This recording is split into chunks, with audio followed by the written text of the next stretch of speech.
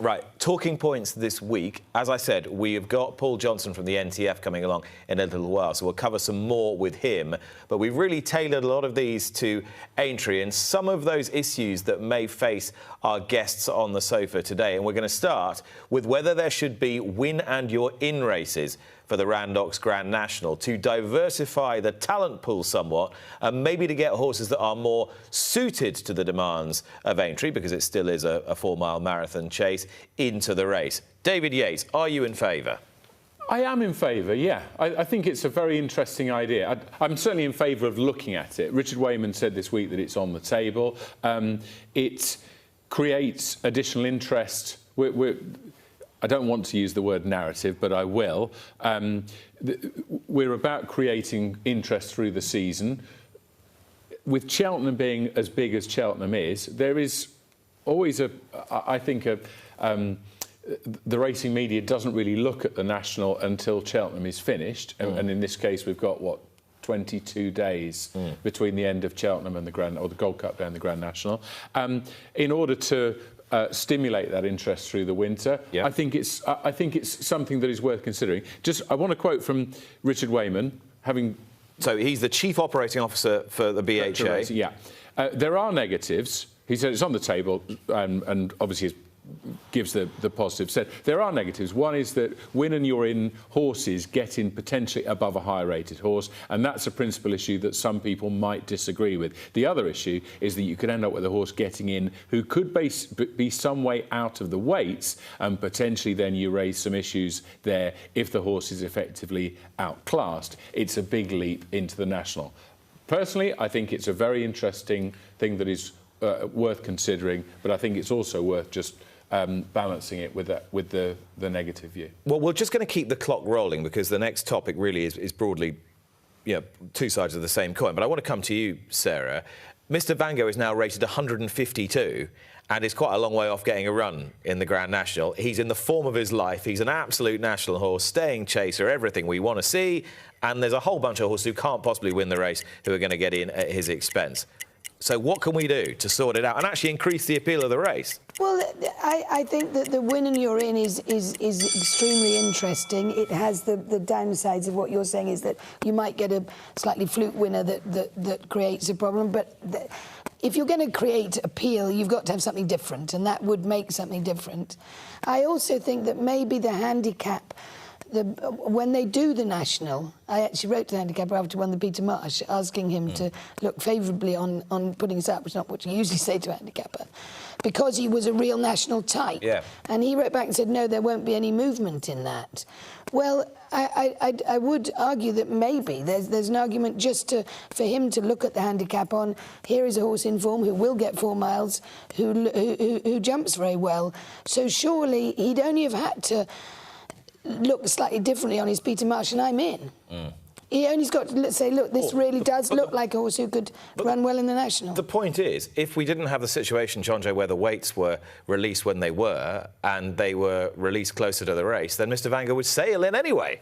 Yeah, exactly. And, I think having the weights out before the Grand National trial, then make a lot of sense. And, yeah, like, Mr. Van Gogh is tailor-made for a Grand National. And he's won all the races at Haydock, he won the Midlands National, and he's not certain to get a run at all. It doesn't make sense, but I do agree with Dave.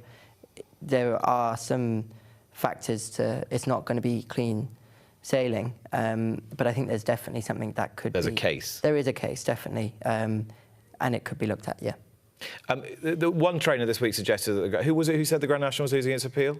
Well, Kim Bailey was quoted in the trade paper. I would caution against thinking that because last year's race you had 20 in a line, 2 out, that you're going to get the same this year. I'm not sure it necessarily follows you get the same race every year now. Absolutely. I mean, with the Grand National, we look at a terribly small pool of evidence, one race a year, don't we? And people are trying to extrapolate and draw conclusions from that, which is just simply isn't possible. Yeah. You can pretty much get it to say anything you want to. When you say, and Sarah and Jonjo, if you watch this programme and Dave's on, you'll know that quite often Yates will say, speaking from the perspective of someone who writes for a red top, and I can back you up here. Not that I'm writing for your red top, but I was hosting I was hosting a dinner. Hang on a minute, you can afford Ollie Bell. I reckon you can afford me. And I know his copy arrives right on time and requires no polishing as well. Where was I going with this? Earlier this week I was hosting a dinner for Aintree for sports editors. And 3 of your colleagues from Reach PLC, your senior colleagues from Reach PLC, were there. But they were not necessarily regular race goers, loved racing, but stressed still how crucial the Grand National was to their sales, to your sales. Biggest seller of the year. Yeah. National Day among the red tops. I think this thing about appeal and what one should do with the National, let me guarantee one thing, right?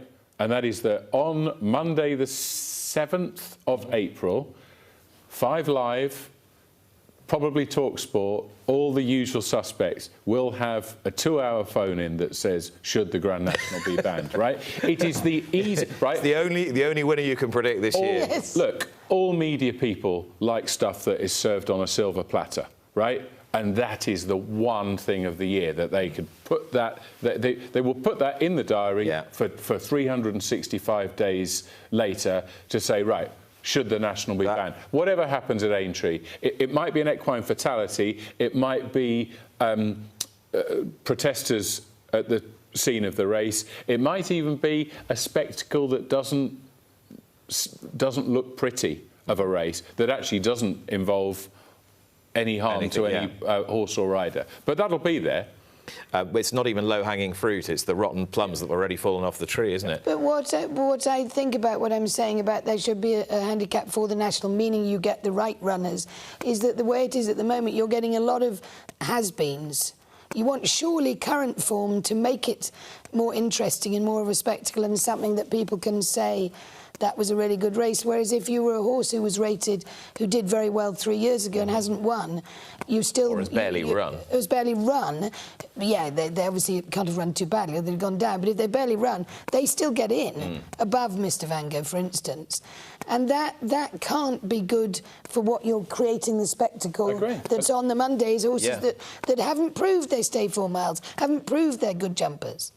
When you say a fluke result, Sarah, I felt you almost said that as if we would perceive that as a bad thing. But why? We would, I quite agree. Can I remind you of the placed horses of the 2015 Cheltenham Gold Cup? So Coney was the winner. I'm sure you know them anyway.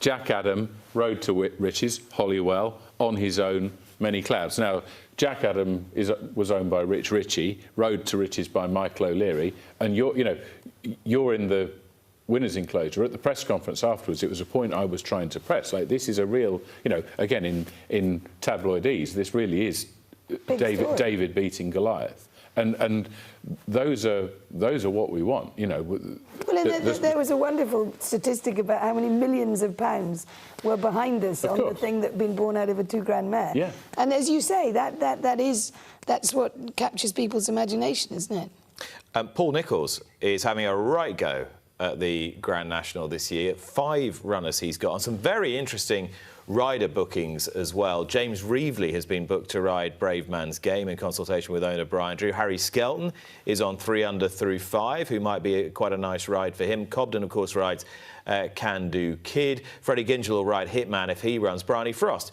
is coming back from France to ride Stay Away Faye. And if you talk about headline writers, Dave, well, that's the one that's going to get the headlines, isn't it? Yeah, of course it is. Bryony Frost, of course, now based in France, riding in the double green of Munir and Sued, a jockey with an exceptional record, albeit from a relatively small sample pool over the national fences. And this has brought the debate back about female riders, certainly at Cheltenham. We know Rachel Blackmore won. Isabel Williams was the only other professional to ride. Yeah, we had that talked about on the show last week, didn't we? At the meeting. I was always opposed to the idea of a weight allowance for female jockeys, and certainly a lot of the senior riders in Britain and Ireland didn't think it was a good idea, as they have in France. And again, this is something I'm beginning to wonder now, whether whether that wouldn't be such a What do you bad think, thing. Sarah? You rode in many races. Your daughter's riding in races. I was riding when it started being talked about, and there was a little bit of I'm insulted by that, but at the same time, if it got you rides, you'd jump at it in the same breath. So yes, I think that there is. Nobody's going to pretend that any woman is going to be as strong as the strongest man, but there are definitely horses that just prefer and run for women, and so and you've got Rachel Blackmore, who is literally the master tactician, isn't she? I mean, and an incredible jockey. So you've got to encourage the whole concept, and if giving them a claim makes people use them, then why not? I mean, I don't necessarily think it's right. I don't necessarily think that win and you're in races are right. I think that the purist in me wants to believe that the top 40, 34 rated horses should run in a race. But looking into the long term, into the distance, are these things that in the future you think will improve the sport, will make people more interested in it? Well, yes, quite possibly. And sometimes you've got to shelve those deep-seated things. Oh, I'm sorry, I couldn't possibly put my name to this thing. Well, actually, mate, in 10 years' time, when you're, working at McDonald's because Fleet Street's gone off the end of a cliff, more people will be enjoying horse racing.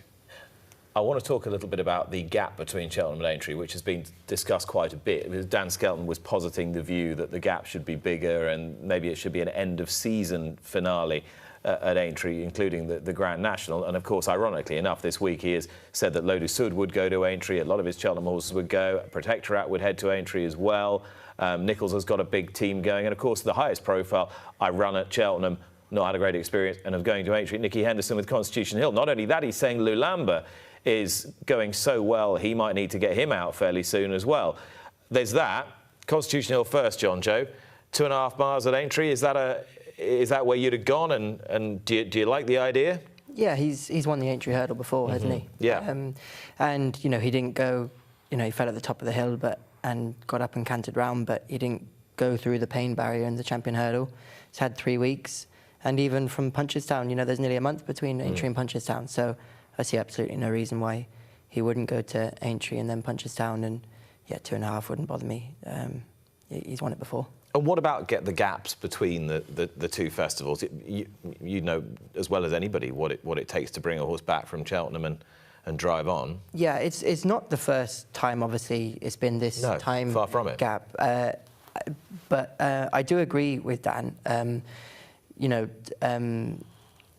In Ireland, you've obviously got Leopardstown at Christmas, the Dublin Racing Festival.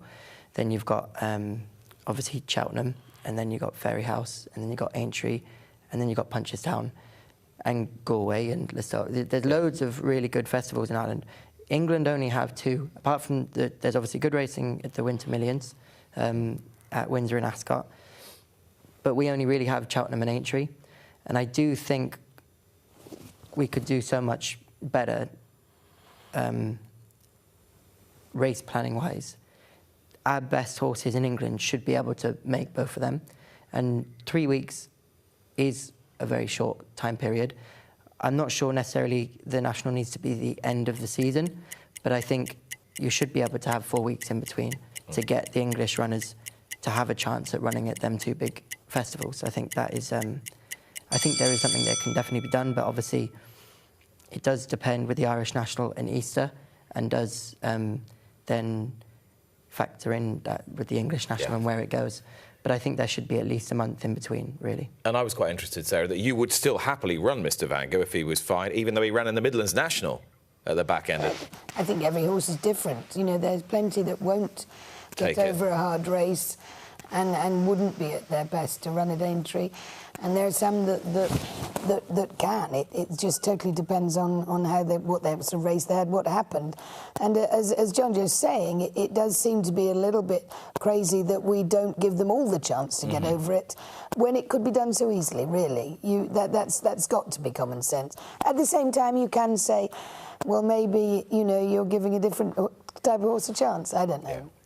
The viewing numbers for Cheltenham were pretty positive, very positive. In fact, 1.8 million tuning in for the Gold Cup, and I think 20 of the races with a million or more, something of that order. Obviously now, the whole sport, and ITV in particular, want a big number for the Grand National. They have added Sam Quek, the Olympic gold medalist, and highly decorated TV presenter to their stable. This got an interesting reaction on social media, and as you said, Dave, earlier, if you could predict that the Monday after Aintree, you'd get talk radio stations debating the merits of the Grand National. There's nothing that winds the keyboard warriors up more than someone who is not in racing being part of a racing broadcast. Absolutely, as predictable as night following day. I think that I'm not really on Twitter much anymore. I retweet some of your things just to keep on the right side of you. That's really kind. But of course. Did you retweet the one I wrote about Sam Quek being an excellent choice for the ITV coverage? I'm not sure I saw that one. But the Grand National is a one-off race, right? We've talked about in Red Top Land how it's the biggest seller of the year, irrespective of anything else that's going on. More people buy the papers that Saturday than they do any other day of the year. So you used the word crossover in that tweet.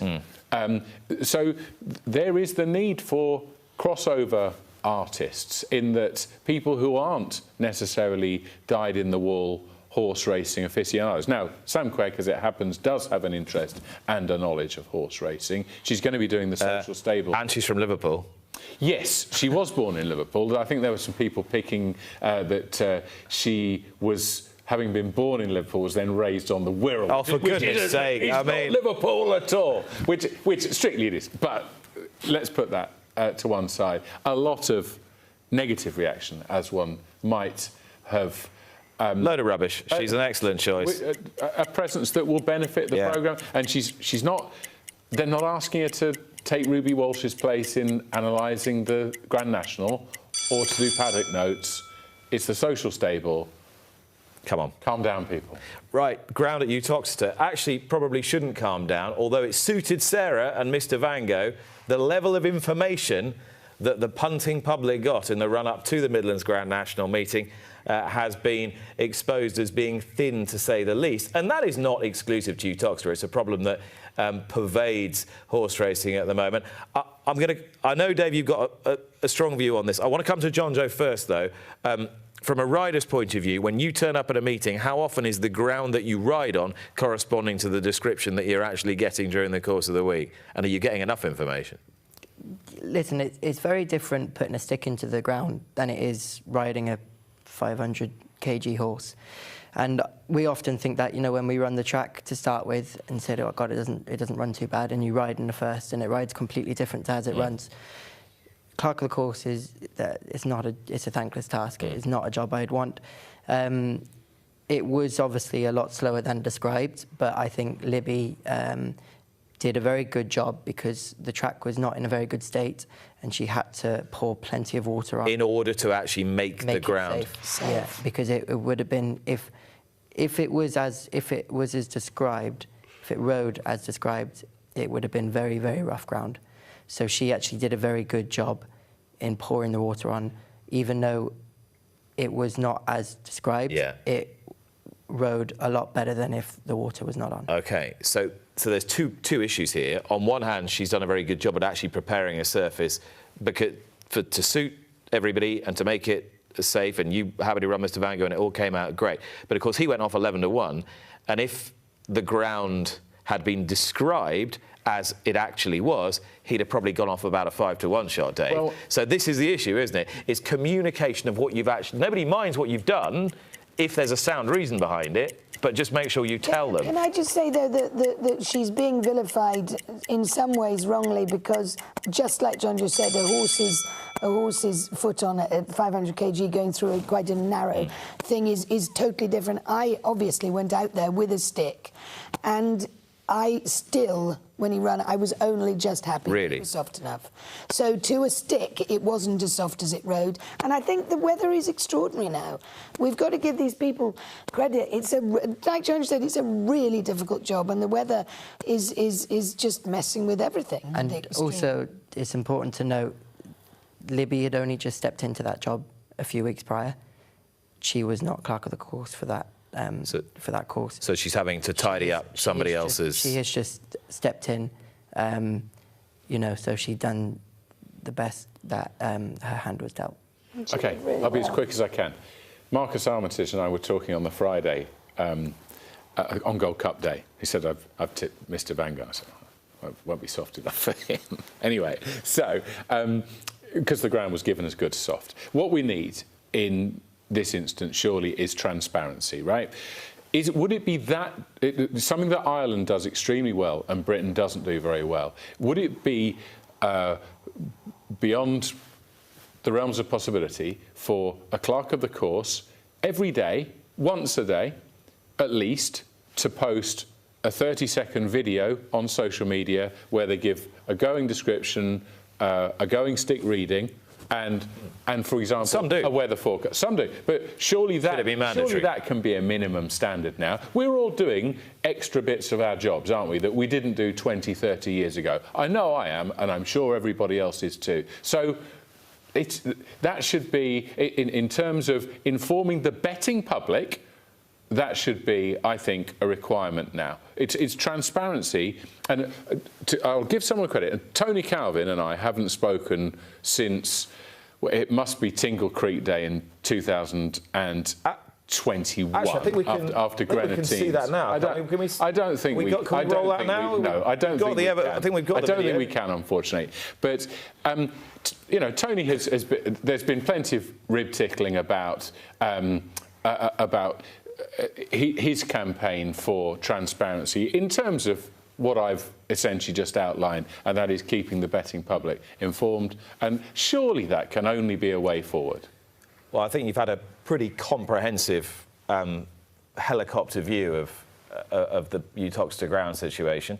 Let's finish off by talking about what we might expect from racing's biggest ever marketing campaign, as trailed by Brandon Shea, the interim, or acting, I should say, chief executive of the BHA this week. We're not entirely sure of the detail yet. Simon Michaelidis is now the man who's in charge of the Marketing Communications Committee for the BHA. I think if I'm getting that wrong, please upbraid me accordingly. What are we gonna get? What can we expect? What do you think it's going to be? It will be significant. It will be the biggest national campaign we have ever run. It's being heavily supported by the levy and will be focused on the social and cultural aspects of our sport in terms of those wonderful experiences that the 5 million attendees, I don't know why it's an attendee, a year experience. Let's learn from our mistakes. Let's learn from the one with Kirsty Gallagher, Discover Racing, early part of the century, 11 million quid. Let's learn from Jermaine Jenis, Everybody's Turf, a few years ago. Let's learn from Stephen Fry, horse racing, not Stephen Fry, David Williams, horse racing around. Like, if you're going to Tessa Sanderson, you miss out Tessa Sanderson. If you're going to, yeah, she was in the early 90s, the first I think, one. Yeah. If you're going to pay celebs, make it believable. But this is presumably more than just celebs. Yeah. Isn't it? No, well, we don't know what it's going to be. I'm just sure. Sarah Howard. Right, biggest marketing campaign for horse racing ever. Where would you start? This is personal, but I think it is also a big thing with racing is that you need to start in not just getting people to the track, but help getting owners. Make it easier to get syndicates because people can't afford. Horses are fantastically expensive to keep, and people can't afford whole horses. And all they do is make getting a syndicate harder all the time.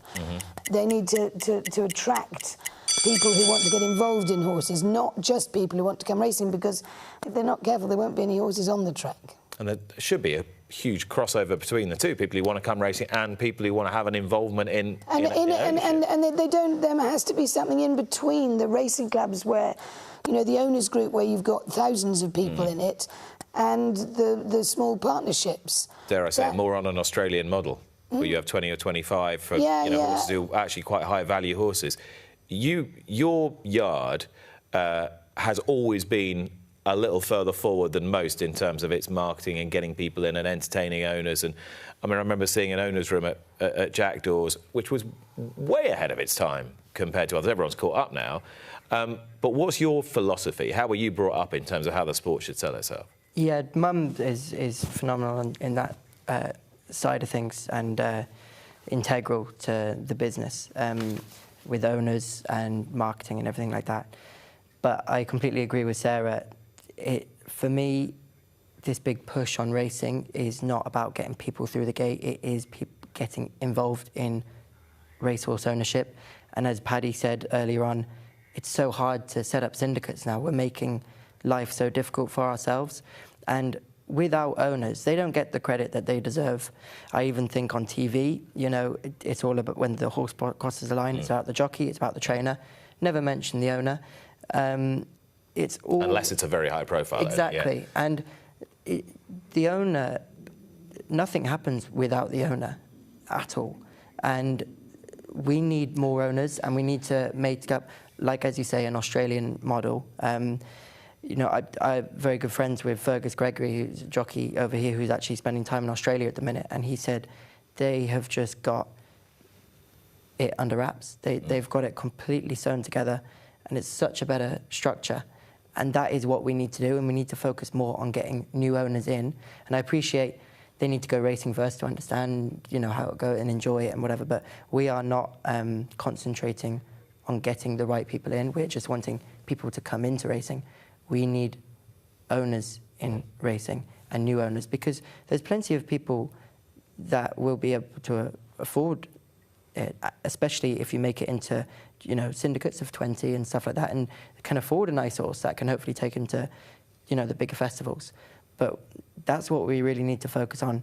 Instead of just getting people through the gate, we need to get the right ones in, and also we need to look after the people we've already got, which is not what we're doing currently. That actually ownership is as much a social model and an accelerant to broadening the attractiveness of the sport as anything else is. So wonder what we will get from racing's biggest marketing campaign. It'll be fascinating. Those were this week's talking points.